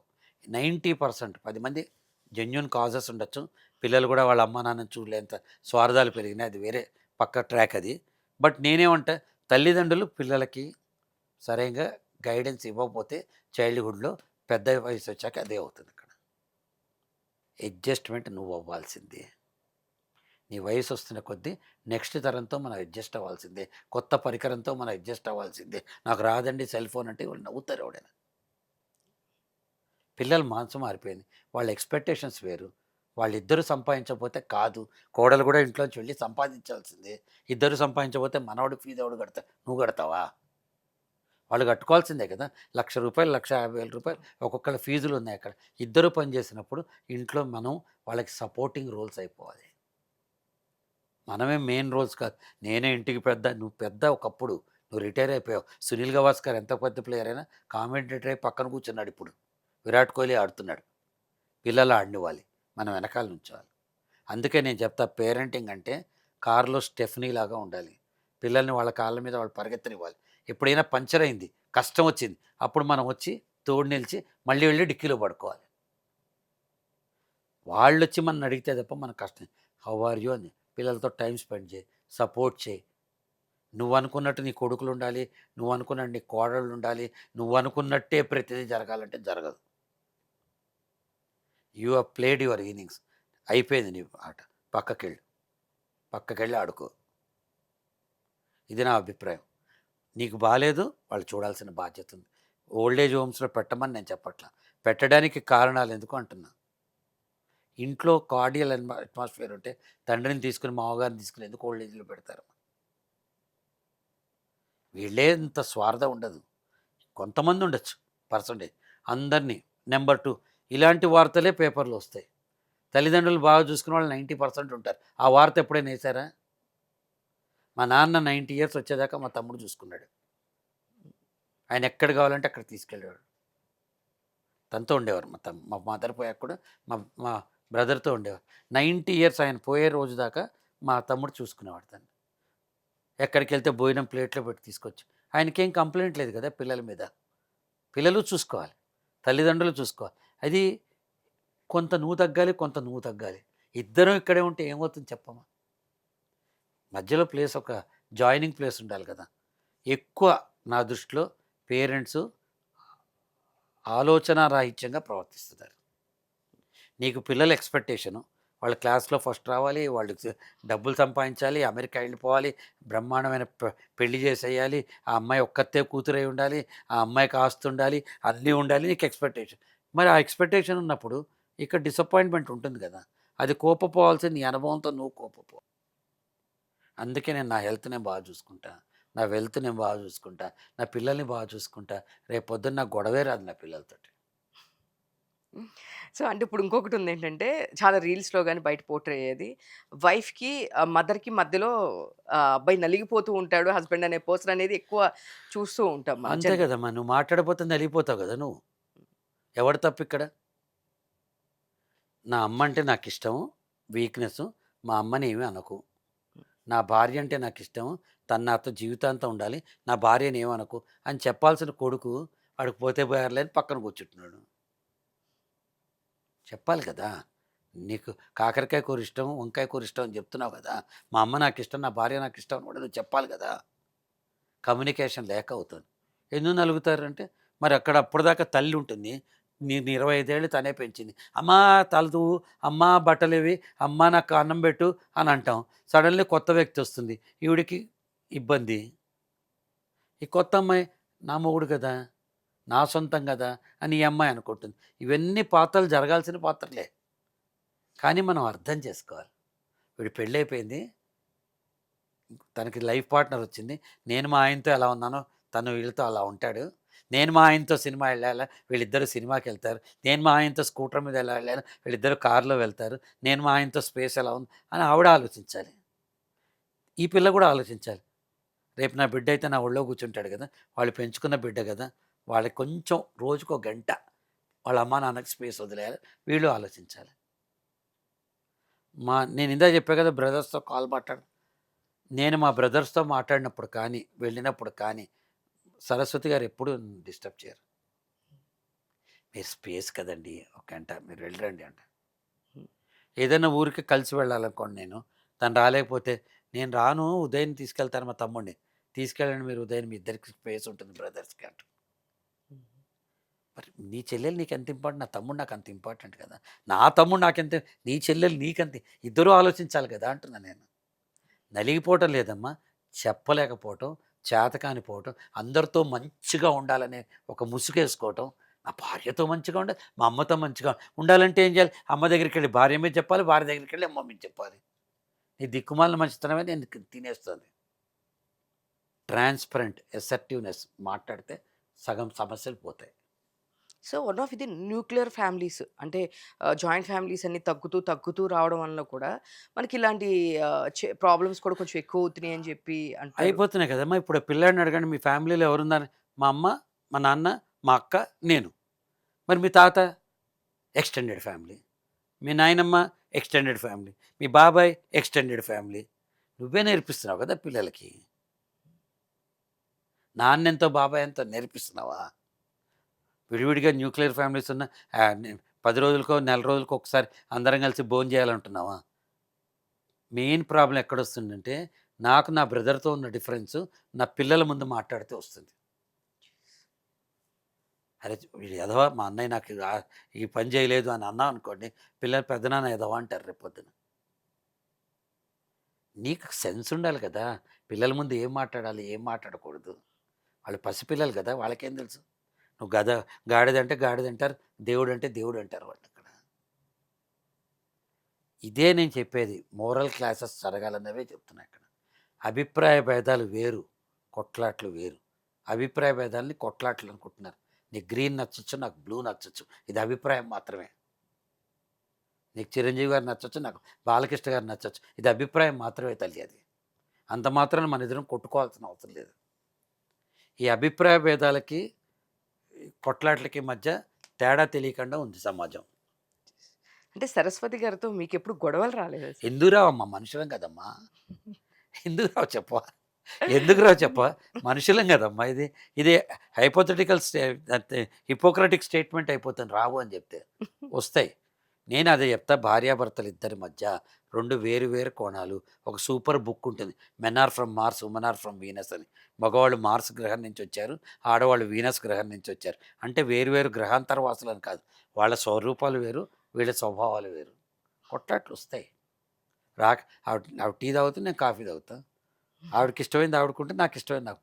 కొట్ల ఎంత తొందరగా మన నార్మల్సీ తెచ్చుకుంటాం అది మన విజ్ఞత. మేమిద్దరం కోడ్ పెట్టుకుందాం. కొంచెం హీటెడ్ ఆర్గ్యుమెంట్ రాగానే, ఇట్స్ ఓకే కాఫీ తాగుతారా అనంగానే, ఓవర్ బోర్డ్ అయ్యానని తెలిసిపోతున్నా. సరే అండి, ముందు గదిలో తను కాఫీ తెస్తుంది, నార్మల్గా ఉంటాం. కొట్లాట రాకుండా ఎవరికుండమ్మా అంటే. అసలు ఇప్పుడు వన్స్ ఏమైపోయిందంటే సార్ మ్యారేజ్ అయిందంటే వీళ్ళ ఫ్యామిలీ వాళ్ళు ఎవరు ఉండకూడదు. తన ఫ్యామిలీ వాళ్ళే తిరిగి ఫ్యామిలీ అవ్వాలనేది ప్రెజెంట్ డెన్‌లో ట్రెండ్ అవుతుంది. మీరు ఎఫ్3లో కూడా చూస్తే నేను ఎఫ్3 చూసి ఈ క్వెషన్ ఎఫ్3 ఎందుకంతగా బా నచ్చిందంటే ప్రతి ఒక్కళ్ళు దాన్ని ఇది మన లైఫ్‌లో జరిగేది కదా! అని చెప్పేసని. ఎఫ్3 చూడంగానే ఇది మా ఇల్లు కాదా అంటే, అంటే అక్క నీ ఇల్లు కాదా ఇది అని చెప్పి తను అడగడం గాని, ప్రతిది ఎట్లా అయిపోయిందంటే ఆఫ్టర్ మ్యారేజ్ తర్వాత తన ఫ్యామిలీయే మీరంతా తిరిగవ్వాలి. అవునమ్మా, ఆడపిల్లల్ని అలా మాట్లాడుతున్నారు. ఈ రోజున పెళ్ళైన ఆడపిల్ల పుట్టింటికి వెళ్ళటానికి అబద్ధం చెప్పి వెళ్ళిన ఆడపిల్లలు కూడా నాకు తెలుసు. హ్మ్. అంత స్వతంత్రం లేదా? నీ ఇంటికి నువ్వు వెళ్ళటానికి నీకు స్వతంత్రం లేదమ్మా? నీకు పెళ్ళైతే అత్తగారికిను, మొగుడికి వీళ్ళందరికీ చెప్పి, అబద్ధాలు చెప్పి, నేను ఫ్రెండ్ దగ్గరికి పోతున్నాను, అమ్మ దగ్గరికెళ్ళి ఇంత అన్నం తినొచ్చిన ఆడపిల్లలు కాదని చెప్తావు నువ్వు మరి. బానే ఉంటాయి ఇవన్నీ. ఇప్పుడు ఆడపిల్లల వైపు వెళ్ళిపోతోంది, మాతృస్వామిక్య వ్యవస్థ వైపు వెళ్తుంది, అన్నీ బానే ఉంటాయి. కానీ ఎంతమంది ఆడపిల్లలు ఇంకా నలిగిపోతున్నారు. నువ్వు చిన్నప్పుడు నీ ఇంట్లో ఓ పద్ధతి ఉంటుంది. నీ పద్ధతి మార్చుకోవాలి, నీ ఇంటి పేరు మార్చుకోవాలి, నీ గోత్రం మార్చుకోవాలి, ఇల్లు మార్చుకోవాలి, మొత్తం మార్చుకొని వస్తున్న ఆడపిల్ల ఉంది కదా! ఆ అమ్మాయి తన ఇంటికెళ్ళాలంటే తనకి స్వతంత్రం లేదా? అత్తగారేమంటారు? వీళ్ళేమంటారు? రోజు ఎందుకు? నీ కోడలొచ్చి నీ ఇంట్లో ఉండొచ్చు. నీ కొడుకెళ్ళి అత్తారింట్లో ఉండకూడదు. ఇగో అప్పుడు సంస్కారాలు, చట్టాలు, న్యాయాలు, కట్టుబాట్లు తప్పమ్మా. ఈ 2 ఫ్యామిలీస్ కలిస్తే వివాహం. బట్ మీరన్నట్టు ఇప్పటికి చాలామంది వెళ్ళడానికి పర్మిషన్ లేక ఎంతోమంది ఆడపిల్లలు ఏడ్చుకుంటూ ఉన్నవాళ్ళు ఇంకా ఉన్నారు. రోజు ఏంటి మీ అమ్మతో మాట్లాడుతావు? ఏముంటుంది? నువ్వెందుకు మాట్లాడుతున్నావు మీ అమ్మతో రోజు? నీకేముంటుంది? ఇంకా అమ్మోళ్ళో పడుకుని అమ్మతో ముద్దలు కల్పించుకొని తినే 30 ఏళ్ళొచ్చినా, 40 ఏళ్ళొచ్చినా ఉన్న కొడుకులు లేరా? తనకి అట్లాంటి బిడ్డ కాదు ఆడపిల్ల. నేను మాట్లాడితే తప్పుగా అనిపిస్తుందమ్మా. తప్పు ఎవరిది అంటే స్త్రీకి స్వాతంత్రం ఇయ్యలేని వ్యవస్థది. ఇద్దరూ సమానం అని నమ్మలేని వ్యవస్థది. ఈ వ్యవస్థ వల్లే ఎప్పుడైతే నువ్వు తొక్కేస్తున్నావో, ఎప్పుడైతే నేను తొక్కేస్తున్నావో ఆ తొక్కట్లోంచి వచ్చేదే విప్లవం. ఉద్యోగాలు రాకపోతే విప్లవం వస్తుంది కదా! అలాగే నేను తొక్కబడి నువ్వు వద్దు, వద్దు, వద్దు అంటే ఆ పిల్ల ఒక్కసారి రియాక్ట్ అవుతుంది. ఎందుకు వద్దురా నా ఇల్లు నా ఇష్టం అంటుంది. నేను సరస్వతి గారు అవలంబించిన బెస్ట్ ప్రిన్సిపల్ చెప్తాను. We have 2 sets of parents. మా అమ్మ నాన్న, వాళ్ళ అమ్మ నాన్న. నా ఫోన్‌లో గూడా మా ఇద్దరికీ ఫోన్స్ కనెక్ట్ అయ్యి ఉంటాయి. వాళ్ళ నాన్నగారి నెంబర్ ఇవాల్టికి కూడా నాన్న అనే ఉంటుంది నా ఫోన్‌లో గూడా. వాళ్ళ అమ్మగారి నెంబర్ అమ్మ అనే ఉంటుంది నాకు ఫోన్‌లో నాకు కూడా. 2 సెట్స్ ఆఫ్ పేరెంట్స్ ఉన్నారు. నాకెట్టా మా అమ్మ నాన్న ఇష్టమో తనకి వాళ్ళ అమ్మ నాన్న ఇష్టం. నాకెట్టా మా అమ్మ నాన్న సపోర్ట్ చేశారో తనకి వాళ్ళ అమ్మ నాన్న సపోర్ట్ చేస్తారు. నేనెట్టా మా నాన్నని డాక్టర్ దగ్గరికి తీసుకెళ్ళాలి, మా మామగారిని కూడా తీసుకెళ్తాను ఇవాల్టికి కూడా. నేను తీసుకెళ్తాను. ఎందుకు తీసుకెళ్తా? వాళ్ళ అబ్బాయి ఉన్నాడు. తనెళ్తే ఒక గంట పట్టేది, నేనెళ్తే నిమిషం పడుతుంది. నన్ను కొంచెం తొందరగా తీసుకెళ్ళిపోతారు నన్ను. అయినా బాధ్యత కదా నాది కూడా. I expect my wife to be good with my parents. I need to be good with their parents, my in-laws. ఈ 2 సెట్స్ ఆఫ్ పేరెంట్స్ అనే నేచరే లేదు కదా! నువ్వు సంగీత్‌కి ఖర్చు పెడతావు ₹10,00,000. ప్రీ వెడ్డింగ్ అని చెప్పి ఫోటోగ్రఫీకి ఖర్చు పెడతావు. హల్దీలు, మెహందీలకు ఖర్చు పెడతాను. భార్యాభర్తలు ఇద్దరు కుటుంబాలతో ఎలా ఉండాలని చెప్పే నాథుడు లేడు కదా ఇప్పుడు. ఒక సర్టిఫికేషన్ కోర్స్ రావాలి. ఆల్రెడీ సిబిల్ స్కోర్ చూస్తే పిల్లలు ఇస్తున్నారట అబ్బాయిలకి. వాడు సిబిల్ స్కోర్ బాగుంటేనే ఇస్తున్నారట. నెక్స్ట్ ఇది రావాలి, ప్రీ మ్యారేజ్ కౌన్సిలింగ్. మాలాంటి పెద్దవాళ్ళు చెప్పిన సర్టిఫికేట్ ఉంటేనే పెళ్ళికి రావాలని చెప్పాలి. ఎలా వదులుకుంటారమ్మా? నీకు ఒక బిడ్డ ఉంది, 20 ఏళ్ళు పెంచావు, 25 ఏళ్ళు పెంచావు, వదిలేస్తావా? ఓవర్ నైట్ సినిమాలో చూపించినట్టు, కథ చూపించినట్టు చేతులు దులుపుకొని ఇదివరకు కాలంలో కళ్ళమ్మ నీళ్ళు పెట్టుకుంటారా? మా అమ్మాయి అక్కడ తినకపోతే ఇక్కడ నాకు తిండి ఎక్కదు. పెళ్ళైంది కదా అని అది వేరే అవ్వదు కదా, నా బిడ్డే కదా అది. ప్రతి ఆడపిల్లకి తల్లిదండ్రులు ఉన్నారు కదా, ఇది గ్రహించాలి కదా. ఈ అత్తగారు కూడా ఒకప్పుడు అట్లాంటి బిడ్డే కదా, అలాగే వచ్చింది కదా. ఈ వ్యవస్థ మారాలి. మారితే భారతీయ విద్యా వ్యవస్థ అంతా గొప్పది లేదు. మన దగ్గర 50 ఇయర్స్, 70 ఇయర్స్ వెడ్డింగ్స్ కూడా ఉన్న సెలబ్రేషన్. మేము 38 ఏళ్ళు ఇదొస్తే పెళ్ళయి, 38 ఇయర్స్. మా అత్తగారు మామగారు 60 ఇయర్స్ ప్లస్ పెళ్ళయి. ఇంకా ఇద్దరు అన్యోన్యంగా ఆనందంగా ఉన్నారు ఇద్దరు. కొట్టుకోకుండా, తిట్టుకోకుండా, నీదా నాదా అనుకోకుండా. ఈ వ్యవస్థ గొప్పదమ్మా. మన వివాహ వ్యవస్థ గొప్పది. దీన్ని 10 మందికి చాటి చెప్పాలి మనం. ఆదర్శంగా ఉండాలి భార్యాభర్తలు ఇద్దరు. కొట్లాట్లు, అభిప్రాయ భేదాలు అందరికీ ఉంటాయి. లేకుండా ఎలా ఉంటుందమ్మా? 2 వ్యక్తిత్వాలు కదా! ఇద్దరు ఒకటే ఎలా ఉంటారు? ఒకళ్ళు కత్తి, ఒకళ్ళు డాలు. ఇద్దరు వేరు వేరుగా ఉంటారు. 2 కలిస్తే యుద్ధం అవుతుంది తప్ప ఒకదానితో ఒకటి యుద్ధం చేసుకోకూడదు. సో, అసలు మీకు టైం ఎట్లా సరిపోతుంది సార్? ఓ పక్కన మోటివేషన్స్‌కి వెళ్తుంటారు. ఒక పక్కన సినిమాలు చేస్తున్నారు. ఓ పక్కన మళ్ళీ టెలివిజన్స్‌లో ఉంటుంటారు. యాంకర్‌గా చేస్తారు. హీరోగా అన్ని పాత్రలు పోషించే మీరు టైం ఈ 24 అవర్స్ టైంని ఎలా డివైడ్ చేస్తారు అండి? ప్రయారిటీ అమ్మా. టైం లేదు అనేవాళ్ళు నా దృష్టిలో పిచ్చివాళ్ళు. ప్రయారిటీ ఉంటే టైం ఉంటుంది. ఇప్పుడు ఉమ్మని, ఆంధ్రప్రభని ప్రయారిటీ పెట్టుకున్నా కాబట్టి ఇక్కడికొచ్చాను. లేదంటే ఒక్క సెకండ్ అబ్బా! ఆదివారం పొద్దున ఎందుకు రావాలి? ప్రయారిటైజ్ చేసుకోవాలి. మీకిష్టమైన పనులు 100 పనులు చేయొచ్చు. రోజుకి 86,400 సెకండ్లు పడతాయి మన అకౌంట్‌లో. యాక్చువల్‌గా దానిలో ఫస్ట్ పర్సన్ నేనే. టైం లేదనుకోని రోజుకి చాలా పనులు నేను పుష్కలంగా టైం ఉంది. నీకు ప్రయారిటీ చేసుకో. ఛానలైజ్ చేసుకో. పొద్దున 6-7 వరకు నా కోసం నేను బతుకుతాను. 7-9 వరకు కుటుంబం కోసం బతుకుతాను. 9-6 వరకు ప్రొఫెషన్ కోసం బతుకుతాను. అందుకే నేను ఒక ఫార్ములా పెట్టా. దాన్ని నేను స్వామి ప్రదీప్తానంద ఫార్ములా అంటాను. ఏ పుస్తకాల్లో దొరకదు. 60, 30, 10. 60% నీ టైము నువ్వు ప్రొఫెషనల్ ఎక్సలెన్స్‌కి వాడుకోవాలి. యాజ్ ఎన్ యాంకర్ బెస్ట్ చేయాలి కదా! అవును. టైము, ఎనర్జీ అన్నీ పెట్టాలి కదా ఇక్కడ. అవును. 60% టైము ఎవరైనా ప్రొఫెషనల్ ఎక్సలెన్స్‌కి వాడాలి. 30% టైము మన ఇల్లు, మన ఫ్యామిలీ, మన మన కోసం వాడాలి. అంటే నా కొడుకు మంచి స్పీకర్ ఇంటికొచ్చాడా, గ్రేట్ యాక్టర్ ఇంటికొచ్చాడా అండు. అమ్మ, నాన్నున్నాడా అని అడుగుతారు. అంటే నువ్వెంత గొప్పవాడివైనా, నువ్వు ప్రధానమంత్రివైనా, నువ్వు ముఖ్యమంత్రివైనా, నువ్వెంత పెద్ద యాంకర్‌వైనా, నీ ఇంట్లో నువ్వు ఒక బిడ్డ, తండ్రికి బిడ్డ, బిడ్డకి తల్లి, తండ్రు కదా! So, personal time 30%. ఇంకా 10% టైము నేను అవలంబించింది సెల్ఫ్ గ్రోత్‌కి. హ్మ్. నీకిష్టమైన పుస్తకం చదువుకో. మంచి మంచి వీడియోస్ చూడు. 'అర్నవ్ గోస్వామి' ఎట్లా ఇంటర్వ్యూ చేస్తున్నాడు. ఇంకోళ్ళెవరో 'సిమి గెరేవాల్' ఎలా చేసేది. ఇవన్నీ నువ్వు రిసర్చ్ చేసుకుంటూ ఉన్నావనుకో, నీకు క్వెషన్‌లు అడిగే డైమెన్షన్ మారిపోతుంది. ఇది అవలంబించాలి. టైం లేదంటే లేదు. మీకు టైం ఇచ్చానంటే ప్రపంచంలో మిగతా టైం అంతా పోయింది. 1 గంట వరకు మీదే టైము. ఫస్ట్ ఏదిస్తే అది. నాకు ₹100 వస్తాయా? ఊరికెళ్ళి కాఫీ తాగుతావా? ₹1,00,000 వస్తాయా? ఫస్ట్ దేనికి టైం ఇస్తే ఆ టైం. ఆ టైం ఉంటా. ఆదివారం లేదు, శనివారం లేదు, పగలు లేదు, రాత్రి లేదు. I will enjoy what I am doing. So, మీరు చెప్తుంటే అదే అనిపిస్తుంది. అది మనం అనుకుంటూ పోతాం తప్ప టైం లేకుండా ఉండదు అని అమ్మ, జెప్పేసి. నేను నేను చెప్తాను. రాత్రి 2 దాకా పని చేయాల్సొచ్చిందనుకోండి మీకిక్కడ. మర్నాడు ఇద్దరికే చెప్తారు. అడిగినోడికి, అడగనోడికి. రాత్రి 2 అయింది. రాత్రి 2 తెలుసా? 2 అయిపోయాయి, 2 అయిపోయాయి, 2 అయిపోయాయి అని చెప్తారు. ఎన్ని సార్లు రాత్రి 2 దాకా మనం క్రికెట్ మ్యాచ్ చూడాలా? ఎన్ని సార్లు సెకండ్ షో సినిమాలకెళ్ళటం? ఎన్ని సార్లు మన కజిన్స్ ఎవరైనా ఎళ్తుంటే ఎయిర్‌పోర్ట్‌కెళ్ళటాలా? మన పెళ్ళిళ్ళైతే రెడీ అయ్యి ఎన్ని సార్లు ఉండట్లా? అవన్నీ నీకు 2 అనిపించదు. ఎందుకంటే అది నీకిష్టం కాబట్టి.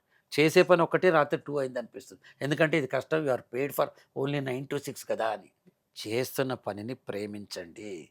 టైం ఉంటుంది. మనసుంటుంది. ఓపికుంటుంది. డబ్బుంటుంది. భవిష్యత్తుంటుంది. చేస్తున్న పనిని ప్రేమించాలి.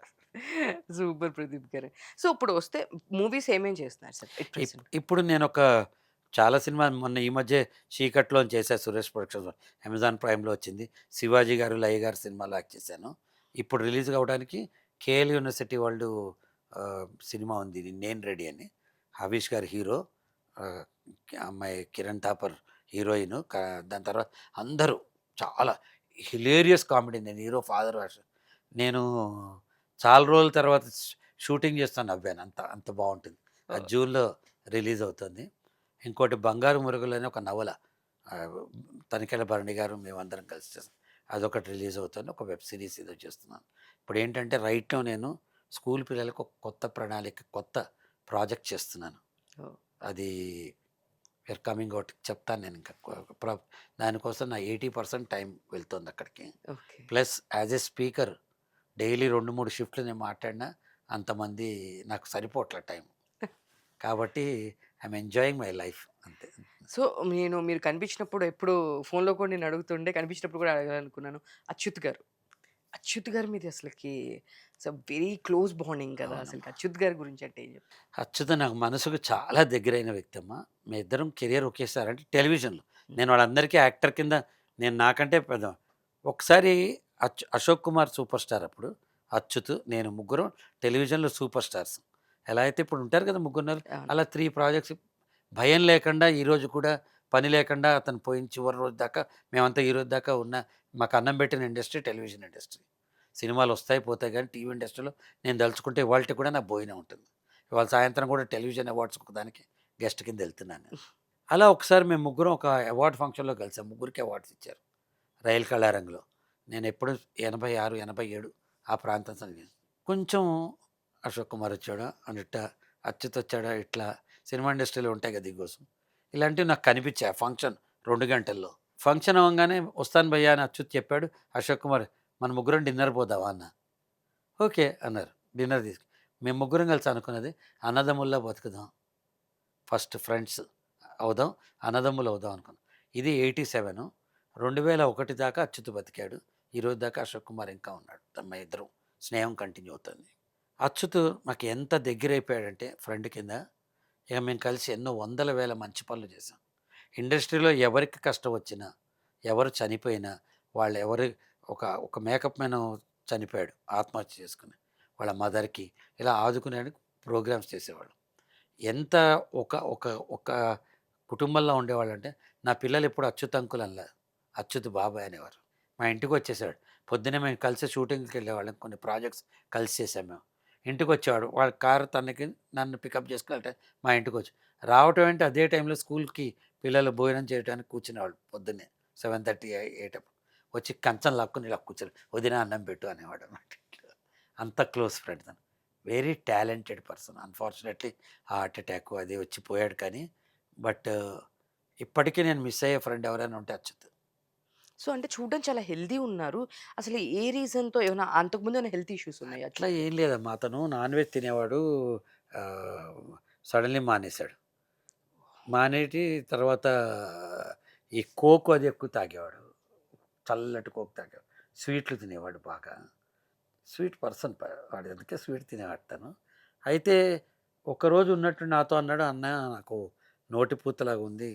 ఇట్లా కొంచెం గ్యాస్ట్రిక్‌లా ఉందంటే" డాక్టర్ చూపించుకున్నాడు. మేము మట్టి మనిషి షూట్ చేస్తున్న టైం రోజు కలిసేవాడు. మేము పార్ట్నర్స్ కూడా ప్రాజెక్ట్‌లో. వచ్చి చూపించుకున్నా, "నాకేం ప్రాబ్లమ్ లేదు" అన్నాడు. నెక్స్ట్ డే మార్నింగే తిరుపతి వెళ్ళాల్సింది వెళ్ళకుండా ఉన్నాడని వాళ్ళ వైఫ్ ఫోన్ చేసింది నాకు. హార్ట్ అటాక్ వచ్చింది. నేను యశోదకి తీసుకెళ్తున్నాను. సికింద్రాబాద్ యశోదకి అని చెప్పి,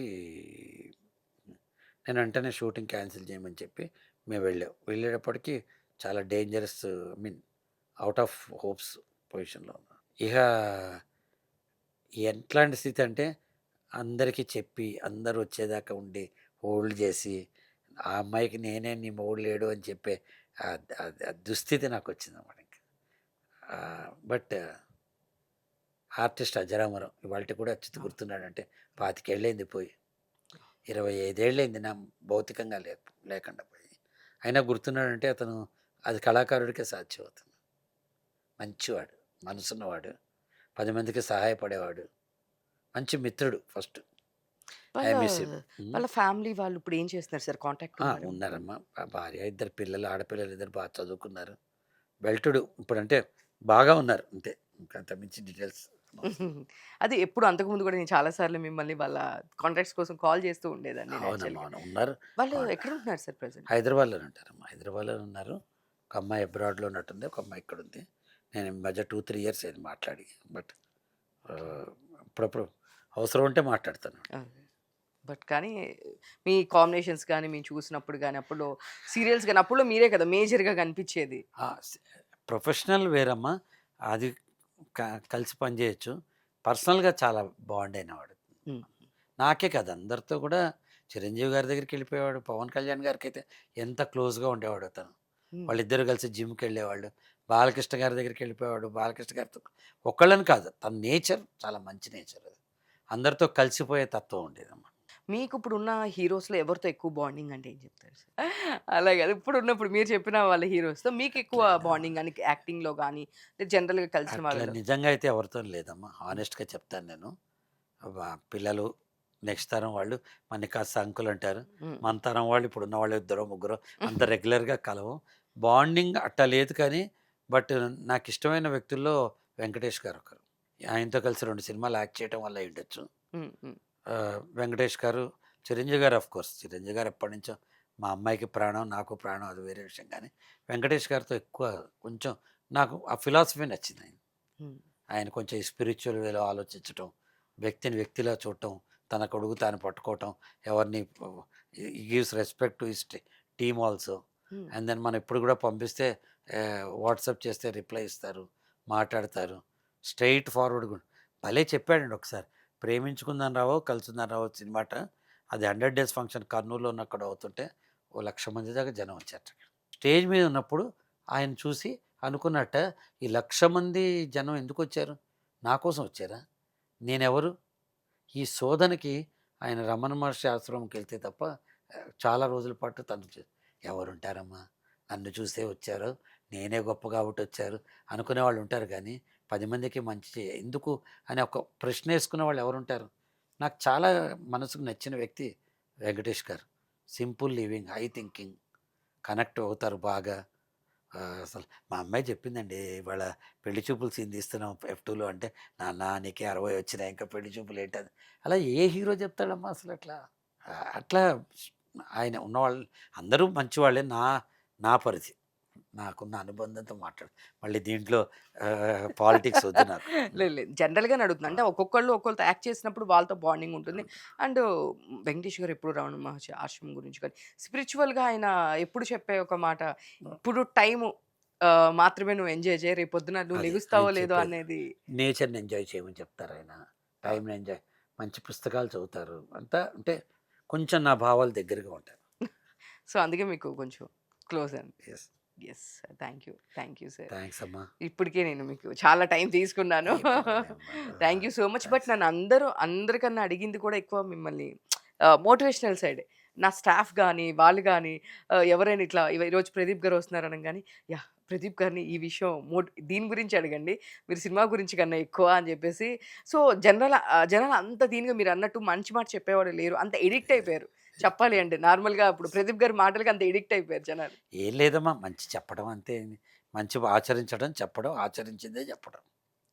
థ్యాంక్ యూ థాంక్స్ సార్. అమ్మా. Thank you so much. Thank you. ఆంధ్రప్రభకి రావటం నాకు ఆనందంగా ఉందమ్మా. హ్మ్. మా చిన్నప్పటి జ్ఞాపకం ఆంధ్రప్రభ. తెలుగువాడి అక్షర జ్ఞాపకం ఆంధ్రప్రభ. ఆంధ్రప్రభ చేసినన్ని మంచి పనులు, వ్యాసాలు ఎవరు చేయలే. ఈ తరానికి తెలుసో లేదో తెలీదు. మా తాతగారు, మా తండ్రి, మేము ఇంతమంది ఆంధ్రప్రభ చదివి పైకొచ్చిన వాళ్ళమే. అందుకే నేను ఫస్ట్ అట్రాక్ట్ అయిందే ఆంధ్రప్రభకి రావటం అంటే నేను ఎక్సైట్ అయ్యాను నిజంగా. Thank you so much. Thank you sir. Thanks.